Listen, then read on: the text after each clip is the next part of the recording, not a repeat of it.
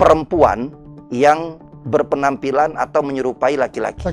Dan Nabi juga melaknat laki-laki yang berpenampilan atau menyerupai daripada perempuan. Kalau hukum operasi bentuk fisik misalnya sampai mengubah ciptaan Allah, nah itu yang dilarang oleh Allah Subhanahu wa taala. Kalau laki-laki dia bertransformasi menjadi seorang transgender, menjadi seorang perempuan, secara fisik dia bisa berubah.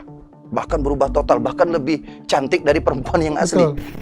Assalamualaikum warahmatullahi wabarakatuh. Waalaikumsalam warahmatullahi wabarakatuh. Pemirsa Bang Kapos dimanapun Anda berada, jumpa kembali dengan saya Edi, tuan rumah Dialog Ruang Tengah. Hari ini istimewa karena saya bukan kucuk-kucuk maksudnya. Ini sebuah kebanggaan karena ini salah satu ustadz fenomenal yang ada di Bangka Belitung hadir untuk mengupas satu fenomena yang semakin hari semakin seperti gurita nih, semakin banyak atau semakin menjamur hal ini. Ini sangat waspada sekali, tapi kita akan mendengarkan nanti dari kacamata beliau bercerita apa sanksinya, kemudian bagaimana perkembangannya seperti apa ini. Beliau akan menjelaskan panjang lebar. Beliau adalah Ustadz Muhammad Kurnia. Assalamualaikum Pak Ustadz. Waalaikumsalam warahmatullahi wabarakatuh. Sehat selalu Pak Ustadz? Alhamdulillah sehat Bang Edi. Terima kasih sudah mau berkunjung di studio Bang Kapos hari ini. Siap, saya mohon maaf ini baru sempatnya hari ini. Karena beberapa minggu kemarin ada padat kegiatan di luar ya. Jadi alhamdulillah hari ini kita bisa hadir menyapa dan silaturahmi langsung di program yang fenomenal juga menurut saya, Dialog Ruang Tengah. Ya. Karena memang banyak menghadirkan inspirasi baru dan boleh jadi dari kacamata lain ini menjadi salah satu solusi jalan keluar yang dihadirkan untuk menyelesaikan permasalahan yang ada di lingkungan masyarakat kita. Jadi semua masuk nih sebenarnya. Semuanya masuk di sini ya, alhamdulillah. Baik. Siap. Pak Ustadz, terima kasih hari ini karena sudah hadir sekali lagi, dan hari ini agak asik sebenarnya obrolan kita. Iya. Karena kita bahkan berbicara soal yang memang baru beberapa waktu lalu kami secara eksklusif mendapatkan keterangan langsung dari bukan orang, tapi benar-benar pelaku hubungan sejenis. Yang bisa kita masukkan di dalamnya adalah LGBT lah. Jadi ada lesbian, gay, biseksual, dan transgender di situ. Nah, dari kacamata seorang ustadz, untuk kita Kota Pangkal Pinang maupun Bangka Belitung, Pak Ustadz bagaimana melihat? Kalau saya pertama melihat bahwa ini bukan penyakit baru. Kalau kita katakan, ya kita kategorikan ini penyakit. Tapi kita kembali lagi sebelumnya itu adalah kita sepakat dulu Bang, bahwa ini bukan kelainan. Tapi melainkan ini adalah penyakit yang boleh jadi dia tertular dan berpotensi untuk menularkan. Atau ini kita anggap sebuah kelainan yang pada akhirnya tergantung individu yang merasakan itu. Apakah dia mau berubah dari kelainan dia, atau dia tetap bertahan nyaman dengan kelainan dia yang ini semuanya ditentang oleh seluruh pihak. Bahkan kita bicara dari kacamata agama sekalipun, praktik LGBT tadi, itu semuanya ditentang dalam agama. Semua agama sepakat seperti itu. Karena memang dalam kacamata Islam sendiri, kita tegas untuk membatasi bahwa ini dikatakan sebuah pelanggaran yang berat di hadapan Allah Subhanahu wa taala, karena ini sudah menyalahi daripada sunatullah. Bagaimana Allah haram menciptakan, ya kita kategorikan haram. Bagaimana Allah sudah menciptakan kita ini berpasang-pasangan. Karena kalau tidak berpasang-pasangan tidak mungkin kita akan berkembang biak. Seperti itu. Maka kalau kita kembali lagi kepada syariat Islam sebenarnya Bang, ada satu yang tidak bisa diciptakan oleh manusia. Kalau kita bicara bentuk, fisik, segala macam, apa sih yang tidak bisa dengan teknologi hari ini? Tapi ada satu ciptaan Allah yang tidak bisa diduplikasi oleh manusia pada hari ini. Meskipun sepintar apapun teknologi yang dipakai. Itu namanya rahim. Makanya kalau laki-laki dia bertransformasi menjadi seorang transgender, menjadi seorang perempuan, secara fisik dia bisa berubah. Bahkan berubah total, bahkan lebih cantik dari perempuan yang asli. Itu sangat mudah sekali. Banyak buktinya. Akan tetapi sampai hari kiamat itu yang laki-laki jadi perempuan tadi, dia tidak akan pernah bisa hamil. Tidak akan pernah punya rahim. Tidak akan pernah bisa punya rahim sendiri dari perutnya itu. Kenapa? Karena memang rahim ini salah satu makhluk Allah yang diambil, kalau kita bicara syariatnya, ini kan diambil dari rahim itu sifat Allah. Ar-Rahman Ar-Rahim, itu artinya kasih sayang. Maka disinilah tempat bagaimana seorang ibu ketika dia mengandung anaknya, dia akan memberikan kasih sayang yang sangat besar kepada janin yang ada di dalam rahimnya tadi Bang. Maka ini menjadi sebuah wawasan bagi kita semua agar kita jangan tersempitkan pemikiran kita. Bahwasanya bukan berarti kita dengan merubah fisik kemudian kita bisa selesai semuanya. Tidak. Karena kita hidup ini harus menjalankan kodrat yang sudah Allah tetapkan kepada kita. Tapi kalau melihat perilaku ini di kita di Kota Pangkal Pinang atau di Bangka Belitung, Ustaz melihatnya sejauh ini seperti apa nih? Apa mereka semakin berkembang biak kah? Atau ya sebenarnya ada tapi ya segitu-segitu saja? Karena ini tadi penyakit, Bang. Pastinya namanya penyakit ini kan dia berpotensi menyebar. Menular berarti ini? Menular, menyebar, apalagi kalau dianggap dalam satu lingkungan ini hal yang lumrah.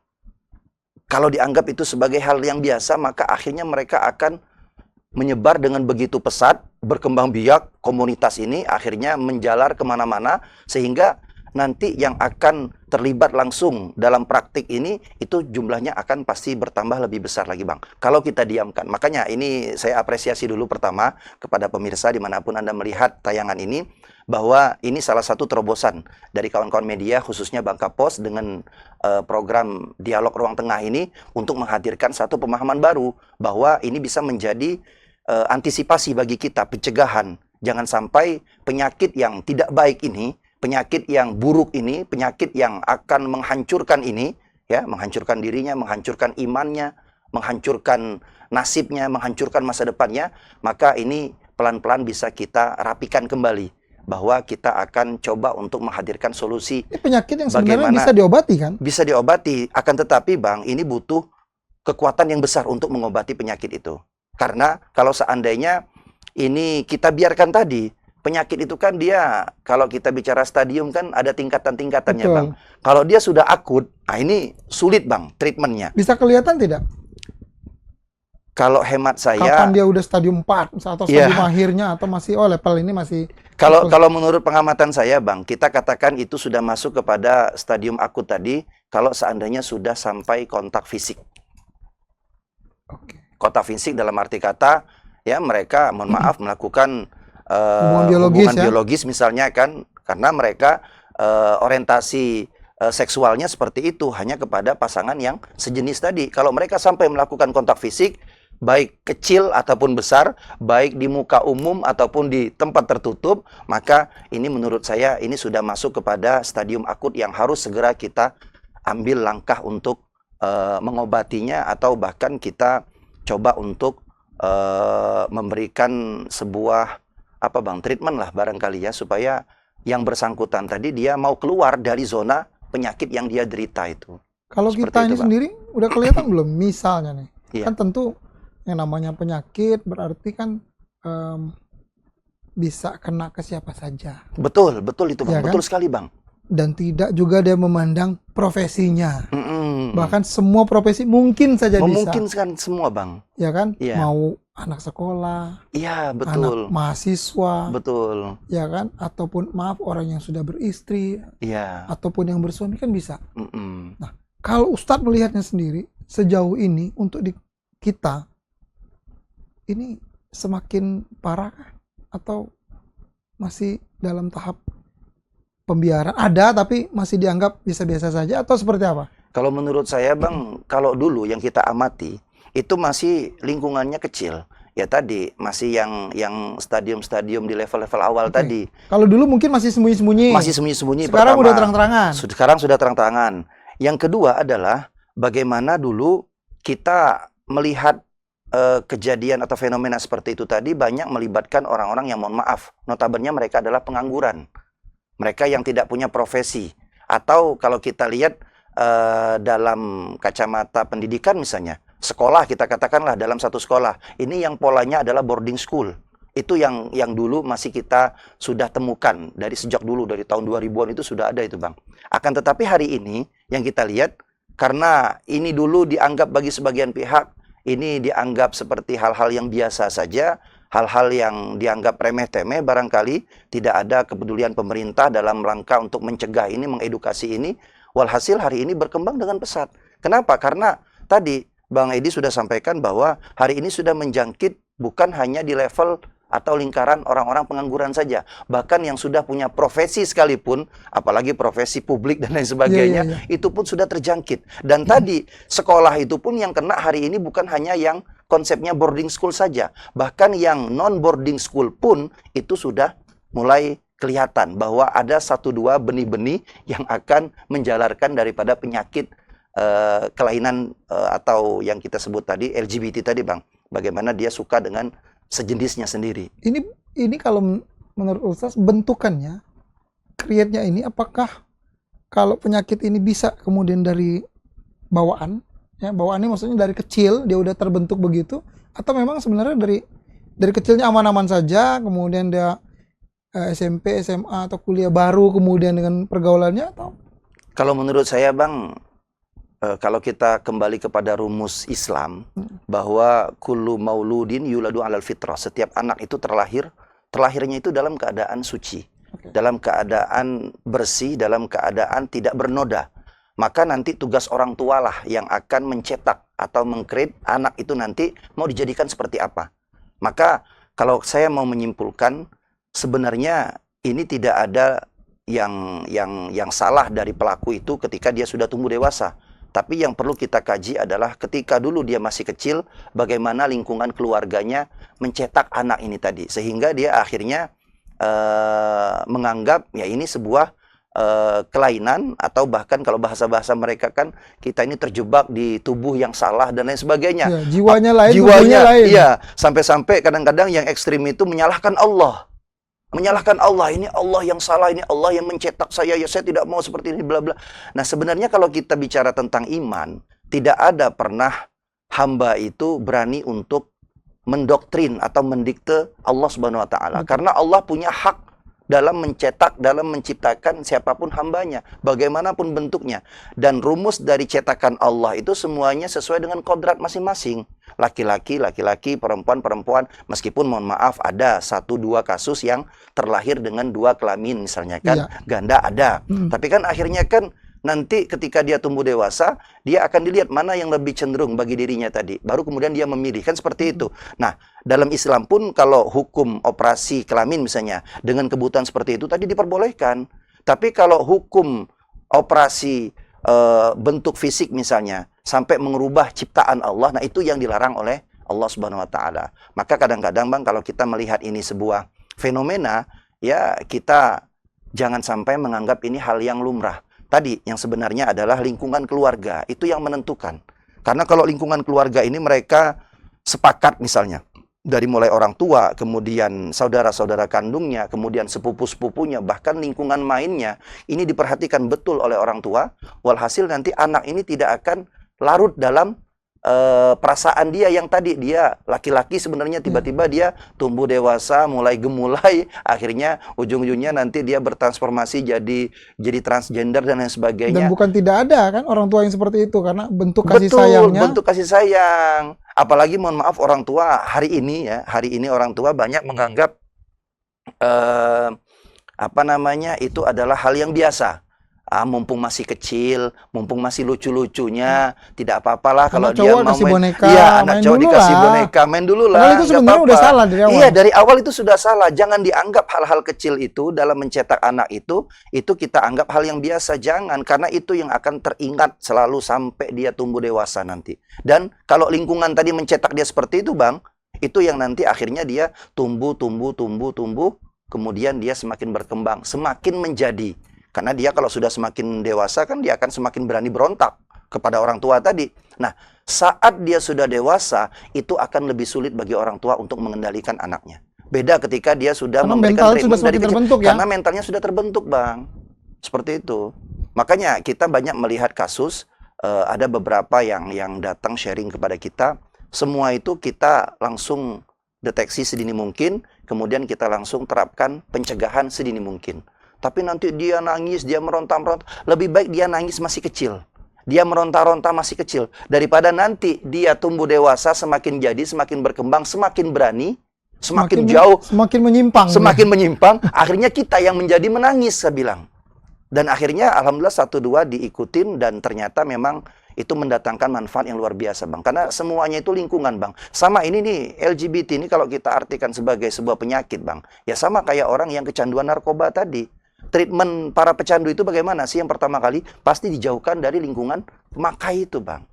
Supaya apa? Supaya mereka tidak melihat lagi dengan mata kepala mereka secara visual, kemudian mereka tidak berinteraksi lagi dengan para pelaku-pelaku seperti itu. Jadi pelaku LGBT harus dikucilkan? Kalau menurut saya tidak sampai terkucilkan, Bang, atau sampai yang ekstrim, misalnya sampai dibunuh misalnya kan. Kalau ke hadis Nabi itu kan dalam satu riwayat, ini riwayat hadis Imam Bukhari. Jadi kata Nabi, la'ana Rasulullah sallallahu alaihi wasallam al-mutakhannatsina minar rijal wal mutarajjilati minan nisa. Jadi Nabi itu melaknat perempuan yang berpenampilan atau menyerupai laki-laki. Dan Nabi juga melaknat laki-laki yang berpenampilan atau menyerupai daripada perempuan. Kemudian kata Nabi, qala Rasulullah sallallahu alaihi wasallam wa akhrijukum min buyutikum. Kata Nabi, kalau menemukan yang seperti itu, maka usir mereka dari rumah-rumah kalian, kata Nabi. Usir? Usir, bahasa Nabi itu usir. Makanya kalimat usir ini... bukan dikucilkan? Bukan. Usir ini kan ada dua pendapat, Bang. Yang pertama ini maksudnya adalah bagaimana ketika mengusir itu biar yang bersangkutan bisa islah diri. Bisa introspeksi diri, Bang. Supaya dia tahu ini salah. Makanya dia harus diusir dari lingkungannya. Yang kedua, ini kalau sudah parah tadi, apalagi dia sampai menjangkit kepada orang lain, mengajak orang lain. Nah, ini kita langsung putuskan akses. Ya, putuskan akses kepada dia yang bersangkutan ini. Supaya apa? Supaya dia benar-benar merasakan bahwa imbas dari dampak yang dia lakukan itu, ya seperti itu tadi untuk dirinya. Menurut saya seperti itu, Bang. Diputuskan komunikasi ini artinya berarti kita tidak kemudian mengetahui segala hal yang dia lakukan. Iya. Begitu. Dan sebagai sanksi sosial untuk sanksi sosial untuk dia. Pertama, kedua tadi supaya kalau dia sebagai anak nanti kan dia yang pasti butuh dengan keluarganya. Dia yang butuh dengan orang tuanya. Sedangkan orang tua harus punya prinsip. Kalau masih bersifat seperti itu tadi, maka jangan datang ke rumah ini. Nah, itu kan bagian treatment dari para ulama, Bang. Akan tetapi ini adalah langkah terakhir menurut hemat saya, Bang, ya. Karena yang paling pertama kali adalah ya bagaimana orang tua tadi bisa berbicara dari hati ke hati kepada anak. Ya persuasif lah, Bang. Supaya yang bersangkutan pun dia dari awal dia tidak langsung dijudge seperti anak yang memang melakukan kesalahan yang besar, ya meskipun kalau itu sudah sampai terjadi, itu sudah kesalahan yang besar, Bang. Tapi artinya bagaimana orang tua tadi, dia berupaya untuk mendukung kalau anak tadi mau lepas dari penyakit yang merusak tadi, Bang. Baik, kalau dari sisi agama nih Pak Ustadz, hubungan sejenis ataupun hubungan LGBT ini, hukumnya itu berada di level yang mana nih? Kalau dosa paling besar apa? Dia ini nomor berapa nih sebenarnya? Ya, dia ini sama seperti hukum berzina, Bang. Hukum berzina saja sudah besar dosanya, apalagi berzina dengan beda ketentuan tadi, ya. Jadi berzina saja itu sudah besar dosanya, apalagi sampai beda ketentuannya tadi. Makanya tadi saya bilang, ada grade-nya nggak? Kalau dalam Islam itu dia haram-haram saja, Bang. Oke. Ya, haram-haram saja. Kemudian kalau tadi saya katakan di awal, ini bukan penyakit baru, Bang, ini penyakit lama. Yang pertama kali melakukan ini kan kaumnya Nabi Lut dulu. Yang kemudian Allah murka, akhirnya Allah benamkan kaum Nabi Lut itu ke dalam perut bumi, bersama rumah-rumahnya, bersama istana-istananya, ya, bersama ya penghuni-penghuninya. Akhirnya Allah binasakan mereka. Akan tetapi akhirnya sekarang ini yang kemudian mulai berkembang lagi. Ya tadi, Bang, sebenarnya dari awal, karena kita menganggap ini hal yang lumrah, atau hal yang biasa, atau kita tidak peduli, kita apatis misalnya, Bang. Bagaimana ini, terserahlah, toh dia hanya lingkungan sekitar saja, hanya dalam skala kecil saja. Padahal ini kan tadi saya katakan di awal, yang awalnya dia adalah korban, boleh jadi nanti dia akan jadi pelaku. Yang kita ketemukan ini adalah pelaku, boleh jadi dia dulu korban awalnya, Bang. Karena apa? Tadi ini menular, Bang. Ini menular dan bisa berkembang dalam waktu yang singkat kalau ini kita biarkan. Kalau dalam istilah ilmu nahwu itu ada namanya fa'il, ada namanya maf'ul. Fa'il ini adalah orang yang pelakunya tadi, Bang. Kemudian maf'ulnya tadi. Maf'ul itu adalah korbannya tadi. Nah, kedua ini harus dipisahkan. Supaya apa? Supaya masing-masing mereka mengobati dirinya sendiri dari penyakit itu. Jadi jangan kita fasilitasi lagi. Yang korban ini, Bang, kalau kita anggap dia, misalnya kita rasakan, oh kan dia hanya korban saja, dia tidak akan menular kepada yang lain. Oh, jangan begitu kita memandangnya. Kenapa? Dari mula korban inilah, kalau dia nanti pengen lagi seperti itu lagi, dia otomatis akan mencari target baru. Dan dia akan berubah dari korban tadi menjadi seorang pelaku. Nah, yang pelaku kebanyakan rata-rata dia ini mantan korban. Kemudian kalau pelaku ini kita diamkan juga, dia akan mencari korban-korban yang lainnya ketika kita sudah pisahkan dari satu korban dia. Karena apa? Ya tadi Bang, kalau ini tidak segera kita atasi, tidak kita obati, tidak kita cegah sedini mungkin, ya ini akan menjadi bom waktu Bang, yang suatu saat na'udzubillah kita bicara 20-30 tahun yang akan datang. Akan terus berkembang. Akan terus berkembang, Bang. Baik. Pak Ustadz, kemudian kan ada banyak juga orang yang melihat dari sisi lain perilaku-perilaku ini. Perilaku ini banyak yang kemudian menyebutnya adalah kita nggak bisa dong. Ini kan hak asasi manusia. Mereka memilih untuk begitu pun mungkin bukan pilihan mereka, tapi dalam tanda kutip keterpaksaan. Misal fisiknya adalah laki-laki, tapi sebenarnya ruhnya, jiwanya ke perempuan-perempuanan banget. Itu bisa masuk jadi reason atau jadi alasan yang bisa dibenarkan tidak? Kalau bicara hak asasi manusia itu Bang, hak asasi manusia. Kan sering dibenturkan ke situ. Iya, betul. Makanya kita ada yang lebih tinggi Bang, filter diri kita ini dibandingkan hak asasi manusia, yaitu adalah bagaimana kita mengikuti ajaran syariat sesuai dengan keyakinan kita masing-masing, seperti itu. Artinya, kalau kita jadikan ini sebagai puncak dalam filter hidup kita, ya, yaitu keyakinan tadi, maka hak asasi manusia itu dia letaknya di bawah, jangan diputer. Karena kalau kita bicara keimanan tadi adalah kodratnya, apa yang Allah ciptakan, tugas kita ini sebagai hamba kan hanya mensyukuri saja. Ya, mensyukurinya itu di dalamnya ada ikhlas, ada sabar, ada tawakal. Itu kan makna dari rasa syukur kita atas apa yang Allah ciptakan kepada kita hari ini. Namun, kalau ini kita benturkan dengan hak asasi manusia, ini kan permainan dari pola pikir ya orang-orang yang ingin mendoktrin Bang ya. Mendoktrin karena hari ini Bang kita ketemukan juga bahwa perang itu tidak lagi perang dengan senjata. Perang itu tidak lagi dengan alat-alat yang memang bisa menghancurkan secara fisik, tapi yang lebih kita harus waspadai hari ini adalah namanya ghazwatul fikri, perang pemikiran, yang itu nanti akhirnya memasuki ke dalam ranah di mana seorang anak tadi ketika dia didoktrin dengan satu doktrin, akhirnya dia akan mengikuti doktrin tersebut, sehingga selain daripada doktrin itu dianggapnya salah, seperti itu. Itu kan bahaya sekali Bang. Kalau kita bicara hak asasi manusia, dan tidak ada Bang aturan syariat kita dalam Islam ya, aturan syariat Allah itu tidak ada yang mendiskreditkan perkara hak asasi manusia. Artinya Allah tidak usah didikte lagi perkara tentang sudah jelas hak asasi manusia, sudah jelas semuanya. Seperti itu. Jangan kemudian itu pun dijadikan alasan, selalu jadi alasan puncak untuk itu. Betul. Akhirnya mereka, ini sebenarnya kan pembelaan saja bagi mereka Bang. Saya kalau mendapati hal seperti itu Bang, saya langsung singkat saja bertanya, mau sembuh atau tidak? Saya bilang begitu Bang. Kalau dia mau sembuh, ayo kita treatment. Pernah tidak menemukan? Atau secara langsung belum. Secara langsung belum Bang.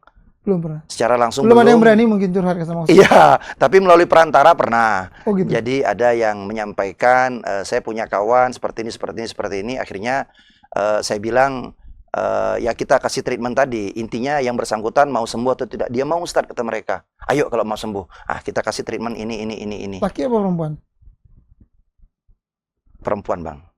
Perempuan? Iya. Perempuan dengan perempuan? Perempuan dengan perempuan. Ada seperti itu. Dia berposisi sebagai apa nih?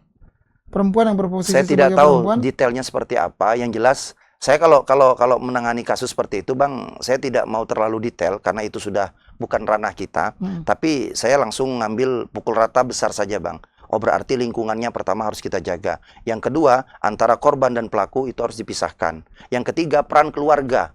Keluarga jangan akhirnya menyudutkan dia, menambah beban pikiran dia. Keluarga harus hadir di situ untuk membersamainya. Karena mohon maaf Bang, fakta yang terjadi hari ini bukan kasus LGBT saja Bang. Kasus narkoba, kasus judi online dan lain sebagainya. Ini kan gara-gara lepasnya kontrol orang tua. Dan orang tua tidak punya alasan dengan kesibukan-kesibukan dia, akhirnya dia melepaskan tanggung jawab untuk mengurusi anak-anak mereka. Tidak bisa Bang. Maka di sini peran keluarga pun ini sangat mendukung untuk proses penyembuhan dari penyakit-penyakit yang seperti itu Bang. Walaupun seperti itu. Ustadz setuju atau tidak, atau sepakat atau tidak ketika kalau di kita itu sebenarnya perilaku-perilaku abnormal ini banyak, ya kan? Melihatnya pasti banyak sekali. Tapi masalahnya masyarakat kita menganggap itu hal yang ya biasa. Justru ketika mereka ada, mereka diberi ruang, diberi tempat, diberi malahan ruang publik, akhirnya mereka bisa perform dengan sehingga mereka malahan lebih eksis. Iya, lebih eksis. Apa yang salah? Iya, kalau dengan menurut saya kehidupan Bang, kita ini sebenarnya Bang, ini tadi Bang, perang pemikiran itu sudah masuk sampai ke ranah itu Bang. Yang tidak normal kita anggap sesuatu yang biasa. Sedangkan yang normal-normal saja kita anggap sesuatu yang aneh. Contoh, kita berpakaian busana muslim misalnya. Ketika di tempat-tempat umum kan orang-orang akan melihat, loh kok pakaiannya seperti ini dan lain sebagainya. Padahal kan tidak ada yang salah dari pakaiannya. Orang dia menutup aurat kok. Kenapa yang dipermasalahkan yang menutup aurat? Coba yang tidak menutup aurat, itu yang dipermasalahkan. Ini pertama Bang. Yang kedua adalah bagaimana ketika kita menganggap hal-hal yang itu tidak baik, karena kita anggap itu biasa-biasa saja, tidak ada dampaknya bagi diri kita secara pribadi dan keluarga kita sendiri, walhasil kita tidak menghiraukan itu Bang, kita biarkan saja. Kita cuek gitu ya. Kita cuek saja, sehingga nanti ini akan terus dapat panggung, dapat ruang, dan kalau sudah masuk ke ranah digital, itu semua usia, semua kalangan itu bisa mengkonsumsi dari dokumentasi seperti itu. Dibayar loh Bang. Sampai kan dibayar. Viral. Ya, sampai dibayar. Sekarang kan yang aneh, ya kan, yang abnormal, yang tidak normal, akhirnya viral. Lebih cepat viral. Kan? Dibayar, diundang di sana, di sini, dan jadikan narasumber. Cowok pakai rok, pakai daster, joget-joget lebih viral ketimbang dengerin orang ngaji kan. Iya. Betul. Itu Bang yang tadi saya katakan di awal bahwa sekarang ini perang pemikiran kita sudah luar biasa parahnya Bang. Nah ini tadi kita jangan sampai menganggap ini hal yang biasa Bang. Jangan sampai mereka dengan penyakit yang mereka derita itu walhasil mereka menganggap ya itu juga cara mereka untuk bertahan hidup. Karena ujung-ujungnya Bang, ini ada faktor ekonomi juga loh Bang. Faktor ekonomi loh. Ada orang dia kalau jadi laki-laki biasa dia tidak dapat duit, dia nggak dapat job misalnya. Tapi ketika mau lebih nakal lagi misalnya, tanda kutip ya, dia mau bertransformasi misalnya, entah jadi apa, mungkin dari situ nanti ekonomi dia akan tercukupi Bang. Jualan dan lain sebagainya, Allahu a'lam. Ya karena kita melihat hari ini kan biasanya apa yang dikemas itu, ya itulah produknya sepertinya. Ya, jadi tidak bisa kita melihat bahwa ini hal-hal yang biasa. Karena pada akhirnya Bang, dia akan menentukan kenyamanan dia itu ada di bentuk seperti apa. Karena kalau dia tadi, kita bicara tentang faktor ekonomi tadi, karena ada ekonomi yang harus dia penuhi. Walhasil, nanti ya dia tahu, jadi apa dia, biar dia bisa mendatangkan pundi-pundi cuan tadi kan. Seperti itu. Akhirnya, ya dia tidak menghiraukan lagi norma agama bagaimana, norma sosial bagaimana, apalagi kita orang Melayu, norma kultur budaya kita seperti apa. Akhirnya mereka tidak hiraukan itu lagi Bang. Ini kan penyakit yang menular dan menyebar, artinya semuanya bisa, ya kan? Selama dia masuk di Bang, ini betul sendiri. itu Bang. Nah, kalau sepengetahuannya Ustadz, kalau orang yang maaf nih berada di lingkungan yang memang keilmuan agamanya kuat, ya kan? Kemudian juga lingkungannya juga kuat, ini bisa masuk nggak? Atau ada contoh nggak? Kalau menurut saya ini ada potensinya Bang. Karena penyakit ini kan bisa menyasar kepada siapapun Bang. Ya tadi, kelainan, model-modelnya kelainan tadi. Berapa banyak kita lihat di berita. Ada guru ngaji yang mencabuli laki-laki dan lain sebagainya. Kan itu terjadi. Artinya faktanya memang ada hal yang seperti itu Bang. Makanya kita hari ini berjuang sebagai orang tua. Kita tidak boleh lost control. Itu lingkungannya atau orangnya yang? Pertama orangnya pasti Bang. Orangnya yang menciptakan lingkungan tadi. Yang kedua kemasannya Bang. Dia bisa menciptakan momen, membuat korbannya itu akhirnya percaya siapa dia, apa yang dia mau lakukan, dan lain sebagainya. Oke, yang namanya guru pasti sayang dengan muridnya. Tapi kan ukuran sayang itu kan ada batasannya Bang. Tidak kemudian kalau sayang tidur sama-sama, ketika tidur dipeluk, mohon maaf dicium, dan lain sebagainya. Apalagi sampai kontak fisik yang parah misalnya kan. Apakah itu ekspresi sayang guru? Sayang guru itu kan dengan murid kan sederhana saja sebenarnya Bang. Cukup ikhlaskan ilmu yang diberi dan bimbing terus muridnya tadi, maka itulah bentuk kasih sayang seorang guru. Nah herannya kita hari ini tidak perlu ada sentuhan-sentuhan. Tidak perlu ada sentuhan-sentuhan apa namanya fisik, tidak bang. Apalagi dengan lawan jenis misalnya. Ini bisa jadi kelainan lagi bang. Orientasinya. Cowok-cowok, cewek-cewek. Iya. Seperti itu. Jadi memang kita harus membatasi diri akhirnya. Nah, yang kita herankan hari ini bang, saya mau sampaikan di sini adalah bagaimana publik akhirnya memberikan ruang. Dan Memberikan kita lihat ruang. faktanya memang Kita banyak. lihat faktanya memang banyak. Sebenarnya kalau kita normal, bang, saya dengan kawan-kawan kita pengajian, majelis-majelis kita, yang orang-orang dekat dengan kita, yang mereka sharing dan konsultasi dengan kita arahkan, bang. Kalau saya pribadi dengan acara-acara tertentu, kalau diundang pengisi acaranya atau hiburannya yang model-model seperti itu tadi, agak miring-miring iya, gitu. maka saya pastikan saya tidak akan hadir. Siapapun yang mengundang. Saya bilang begitu. Tapi kan ini kesempatan kita dakwah. Saya bilang banyak masih ranah dakwah kita yang harus kita jangkau. Bukan hanya di tempat seperti itu. Tapi keluarga yang memfasilitasi seperti itu artinya dia secara tidak langsung mendukung untuk diberikan panggung-panggung seperti itu. Tapi kalau mendakwahin atau mensyiar di komunitas mereka mau nggak? Sifatnya tertutup. Sifatnya tertutup, saya akan berusaha, bang. Artinya yang pertama, kita sebagai da'i ini tidak hanya memberikan doktrin saja. Tapi kita harus pahami tadi, latar belakangnya seperti apa, Betul. lingkungannya dulu bagaimana, dan kondisi keluarga, orang tuanya seperti apa. Itu yang harus kita ketahui terlebih dahulu, bang. Baru kemudian nanti kita akan memberikan treatment-treatment untuk bisa memberikan sumbangsi kepada yang bersangkutan tadi agar dia bisa lepas dari belenggu penyakit itu tadi, bang.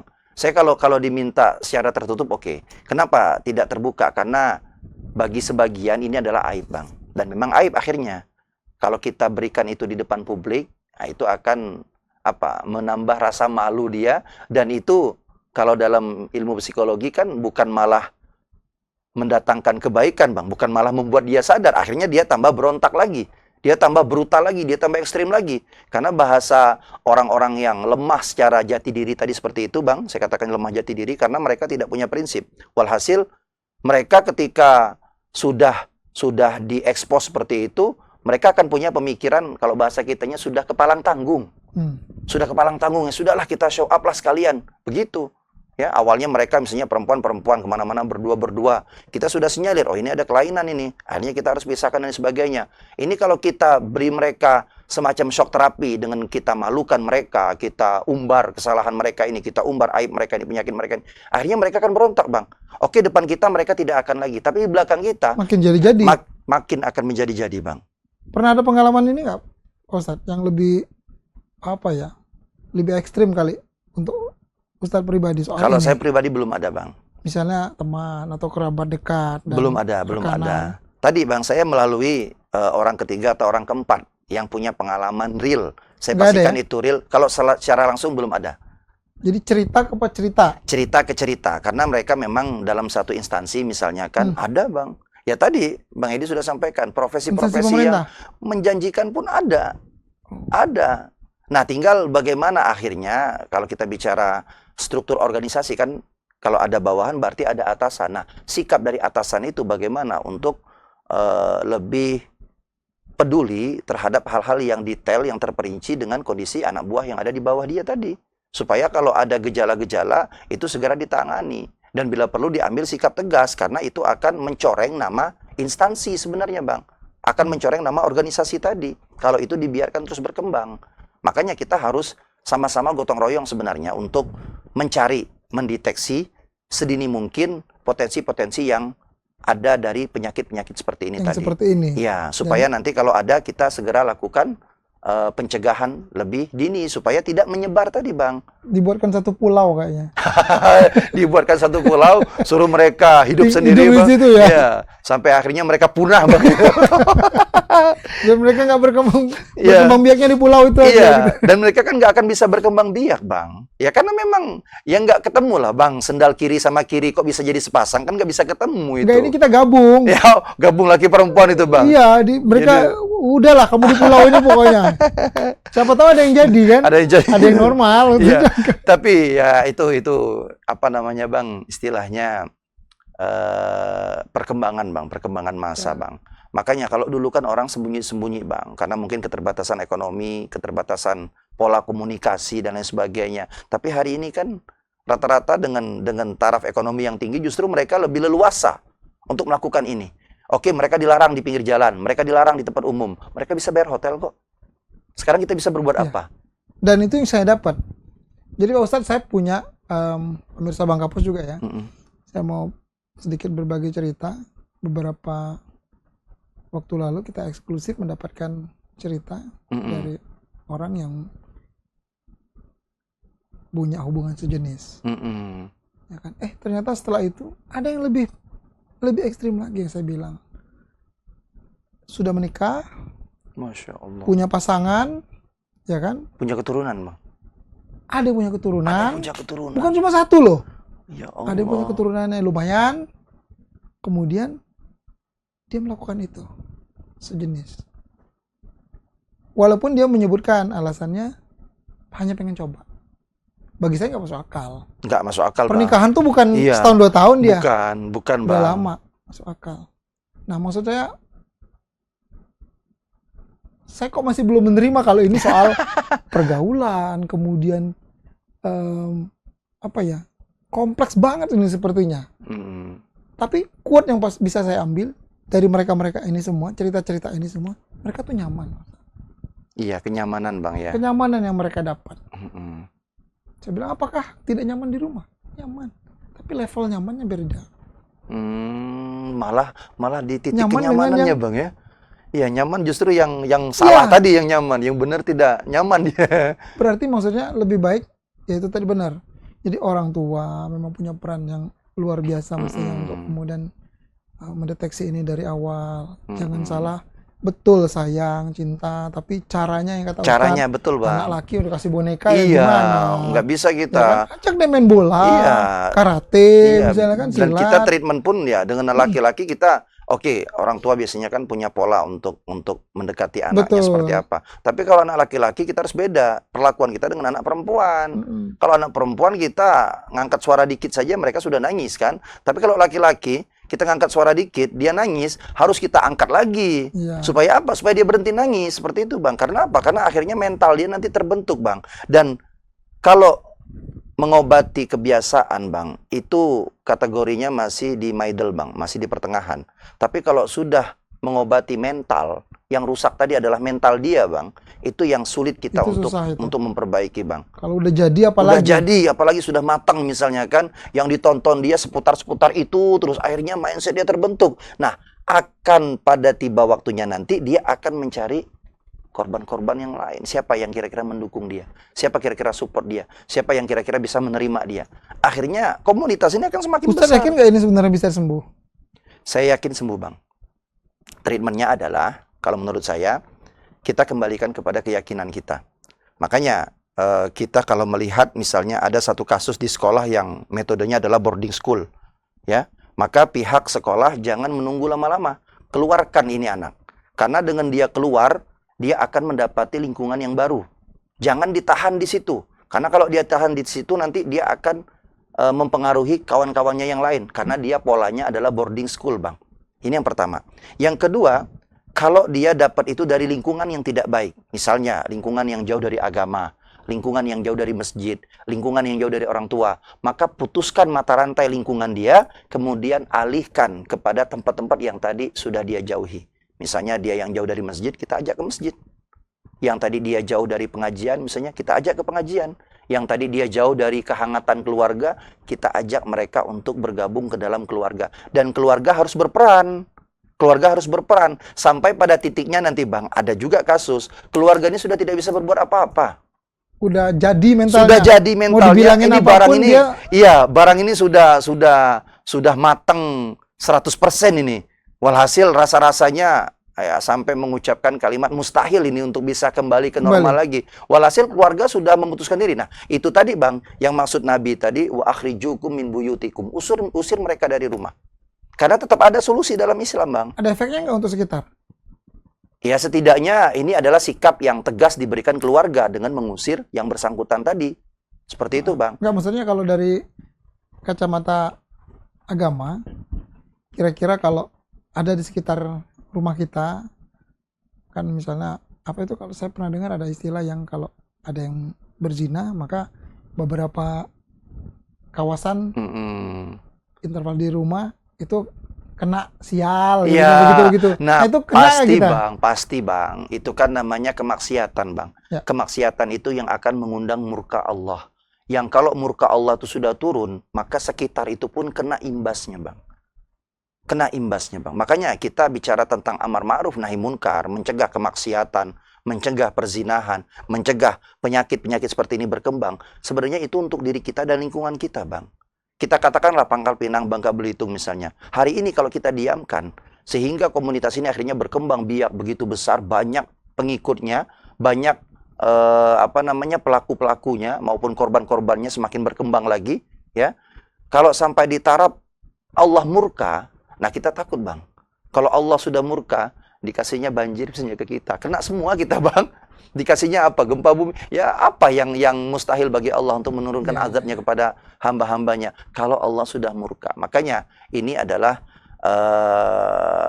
tugas kita semua pihak. Ya, kami di dakwah, kita di ranah-ranah kita di majelis, di pengajian. Kemudian yang di instansi pun, di organisasi pun ya mereka punya kepedulian untuk memperhatikan seperti itu. Dan tidak usah jauh-jauh dulu. Yang paling penting adalah lingkungan keluarga. Ya. Keluarga itu yang jadi Skup nomor yang satu, paling Bang. kecil dulu Skup ya. paling kecil dulu keluarga.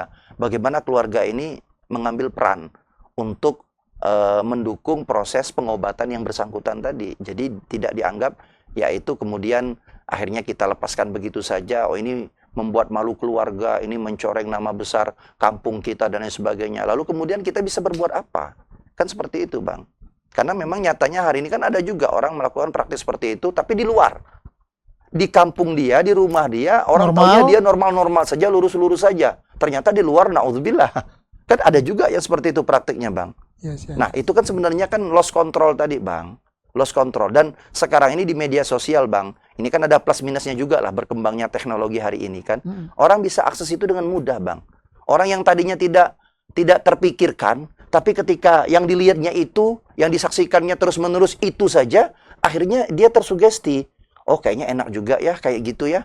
Dapat uangnya lebih mudah. Oh, kayaknya enak juga ya, seperti itu ya. Kita ketawa-ketawa dan lain sebagainya. Tapi kalau sebagai konten saja nggak masalah ya? Kalau konten, kalau saya kan sekarang dunianya dunia digital nih. Ya, betul, hanya Bang. untuk konten, untuk hiburan, boleh nggak? Kalau saya, Bang, berpendapat, seorang konten kreator itu, ketika dia sudah miskin ide, maka ide terakhirnya adalah itu. Yang akan dia kontenkan. Sekarang banyak begitu. Banyak seperti itu, Bang. Makanya beberapa konten kreator yang sehat, tanda kutip, Bang, yang normal, yang memang dia kreatif, yang namanya kreator kan harus kreatif, Bang. Ya. Yang dia punya ide-ide banyak, maka dia tidak akan menjadikan itu sebagai jurus terakhir, Bang. Supaya dia bisa itu jurus terakhir ya? Iya. Menurut Ustadz itu jurus terakhir? Jurus terakhir. Ada yang menjadikan itu. Ketika dia sudah mentok, tidak ada lagi ide apa, akhirnya dia cari yang sifatnya sensasional. Itu kan sensasional, Bang. Jadi ketika dia sudah mentok, akhirnya dia pakai jurus itu. Nah, disitulah dia sudah mematikan nalar kreatifnya. Kenapa? Karena hari ini banyak, Bang, orang yang bisa eksis di dunia konten kreator tanpa harus mengkampanyekan, tanda kutip, secara terselubung dari praktek pelaku LGBT itu, Bang. Walaupun dia menggunakan alibi, kami cuma konten. Kalau saya tidak, yang konten seperti itu tidak akan pernah saya tonton. Kalau saya pribadi, Bang. Skip. Bila perlu saya langsung blok ya, karena memang itu akan jadi toksik, Bang. Kita ya, apalagi kita punya anak misalnya, Bang ya. Anak kita nggak tahu nanti kapan dia buka handphone kita. Kalau muncul yang seperti itu kan algoritma kan akan membaca, Bang. Betul. Nanti yang seperti itu terus muncul kan. Nah, itu kan jadi tontonan bagi anak-anak kita. Sekarang konten kreator yang bersangkutan dia mau tanggung jawab nggak? Kalau sampai mendatangi dampak negatif untuk orang lain, untuk anak kecil yang akhirnya terinspirasi. Syukur-syukur kalau umpamanya dia hanya sebatas visual saja, melihat saja, Bang. Kalau sampai itu menjadi mental dia. Sekarang konten kreator itu mau bertanggung jawab nggak? Kan seperti itu, Bang. Tapi apakah itu kemudian menjadi mematikan kreativitas? Itu tadi, Bang, ranah kreativitas itu luas, Bang. Apakah kita harus melanggar norma-norma kehidupan, norma agama, norma sosial, norma masyarakat, norma pendidikan? Kan algoritmanya dia, di channelnya dia itu.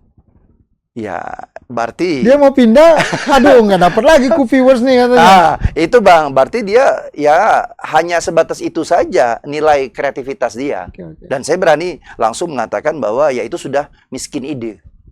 Kreator yang miskin ide itu dia akan bermain seperti itu. Karena yang namanya sensasional ini kan pasti akan viral, Bang. paling cepat. Paling cepat. Paling cepat. Iya. Paling cepat. Dan sebenarnya kan kembali kepada kreativitas saja. Hari ini siapa sih yang tidak bisa viral, Bang? Asal kita tekun saja. Tapi tidak mesti harus melanggar norma-norma agama. Kan itu kan jadi jejak digital, Bang. Apa nanti yang akan ditengok oleh anak-anak keturunan dia? Dia sudah tua nanti punya cucu, Bang. Tiba-tiba cucunya yang seorang baik misalnya kan, seorang pemangku kebijakan misalnya, seorang tokoh politik, seorang pengusaha sukses. Tiba-tiba dia punya historis, dibuka kakeknya dulu. Kakek kamu seperti ini loh dulu. Sekarang kakek tadi yang pernah pakai daster loh. Pernah pakai daster loh. Pernah pakai bedak, pernah pakai gincu. Padahal kakekmu itu dan lain sebagainya. Akhirnya itu waktu itu apa yang akan dia jelaskan kepada anak keturunan dia, Bang?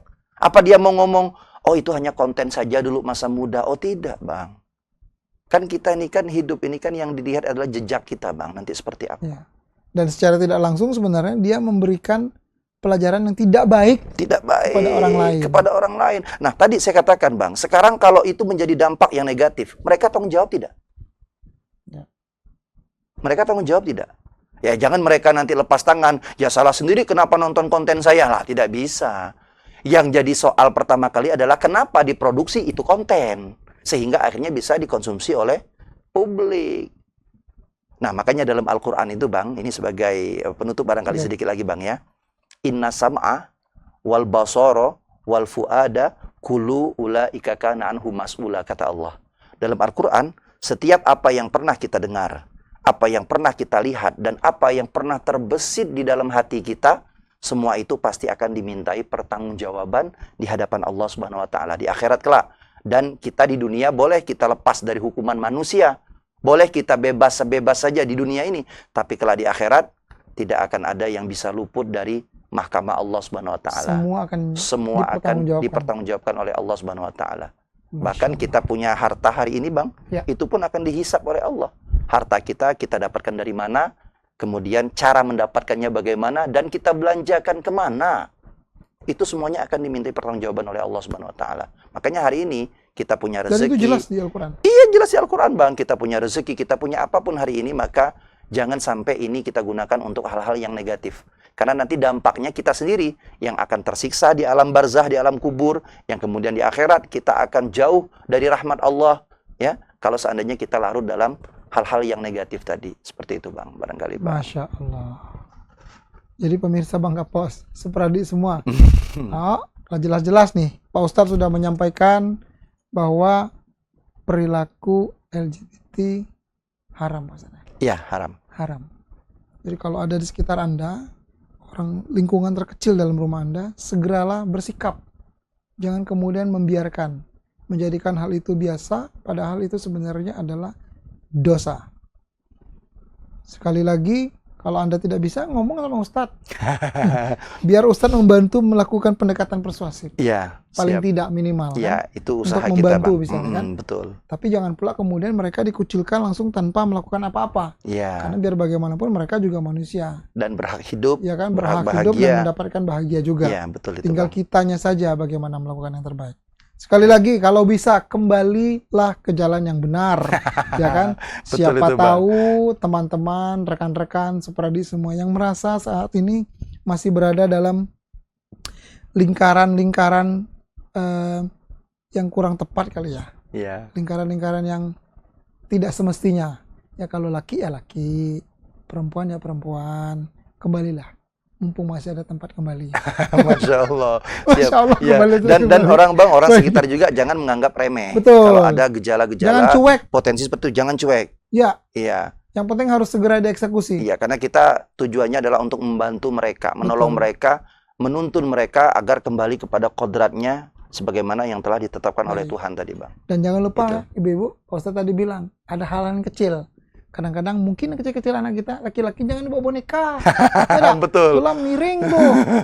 Laki cara main laki, perempuan cara main perempuan. Jangan membiasakan hal-hal yang tidak lazim. Betul, normal-normal betul itu, Sajalah. Sepakat Ya kan? itu, Bang. Al-Quran sudah mengajarkan itu, betul? Iya, betul itu, Bang. Terakhir, Pak Ustadz, quote sedikit untuk hari ini kita. Pengingat untuk masyarakat Bangka Belitung. Lakukan semuanya dengan hati yang ikhlas, maka kita akan bahagia karena mendapatkan ridho dari Allah Subhanahu wa taala. Karena kita berubah ini itu adalah kemauan dari diri kita. Maka kalau kita lakukan dengan ikhlas, dengan sabar, dengan tawakal, maka akan banyak kemudahan dalam proses kita untuk memperbaiki diri tadi. Itu saja barangkali, Baik, Bang. terima kasih Pak Ustadz sudah berkenan. Kapan-kapan main lagi ke studio Siap, Bang insya Kapos. Allah. Nanti kita atur Dialog jadwal Ruang lagi, Bang. Tengah Ya, menunggu iya, siap, Bang. pesan-pesan untuk kehidupan. Baik, kita nanti bahas isu-isu yang aktual lah, Bang, ya. Politik boleh? Politik nanti tipis-tipis Oh, gitu. boleh, Bang. Siap, Bang. Insya Allah, Bang. Oke. Bang. Baik, sekali lagi pemirsa Bang Kapos, itu juga semoga apapun yang kita obrolin sekarang ini bisa bermanfaat dan berguna. Amin. Sekali lagi, kalaupun ada di sekitar Anda perilaku-perilaku menyimpang, LGBT dan sebagainya, memang itu secara agama tidak dibenarkan, ya kan? Tapi jangan pula kemudian itu dikucilkan. Mari sama-sama kita perbaiki, kita benahi semuanya untuk memanusiakan manusia yang ada.